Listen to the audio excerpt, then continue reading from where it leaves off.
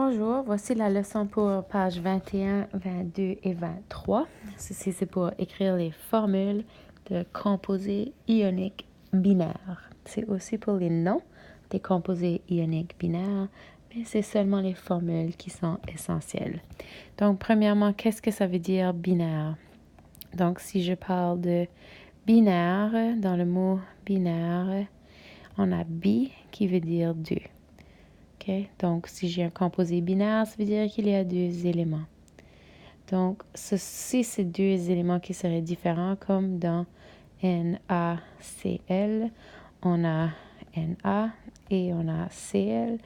Deux éléments, c'est binaire. Si j'ai quelque chose comme KOH, ici j'ai K, j'ai O et j'ai H, il y a trois éléments. Ce n'est donc pas binaire. Donc, avec ceci, on va continuer. Maintenant, on va regarder si c'était composé ionique binaire. Donc, quand j'ai ionique, j'ai des ions. Ça veut dire qu'il y a des charges positives avec négatives. Dans un composé comme NaCl, j'ai Na qui est positif et Cl qui est négatif. Donc, habituellement, on va trouver ça surtout en des métaux et des non-métaux, mais il peut y avoir d'autres types de composés ioniques aussi. Donc, ceux qui sont essentiels, c'est entre métaux et non-métaux. Donc, à la page 22 dans les notes, on commence en haut de la page avec la phrase « Les atomes ou ions multiples d'un composé sont indiqués par un indice ou un nombre inférieur. » Donc, pour faire ceci, on va ajouter une page.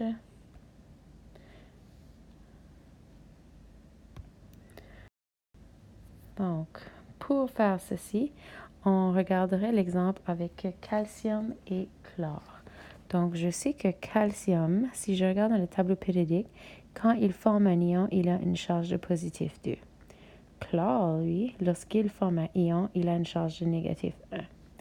Donc, ici, on peut faire les diagrammes de Lewis pour montrer le transfert des électrons, mais je sais que le positif 2 veut dire qu'il y a deux électrons à donner, et le négatif 1 veut dire qu'il y a besoin d'avoir un électron. J'ai besoin ici d'avoir un chiffre qui fonctionne pour les deux. Donc, ce que je cherche, c'est le plus petit commun multiple. Le plus petit commun multiple entre 2 et 1, c'est 2.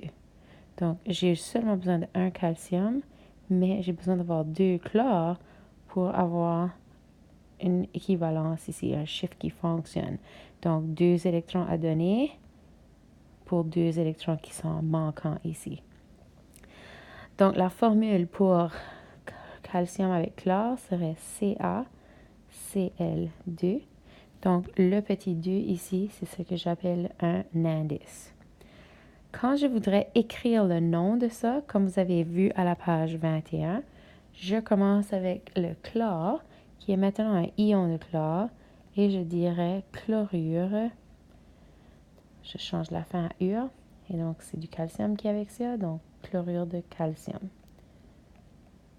Excusez mon écriture, je fais ceci sur un iPad avec mon doigt. Donc, tu peux pratiquer à faire ceci pour le reste de la page 22 et tu peux vérifier tes réponses. Je vois qu'il y a souvent des questions encore par rapport à... je vais faire par exemple avec vous le magnésium avec l'azote.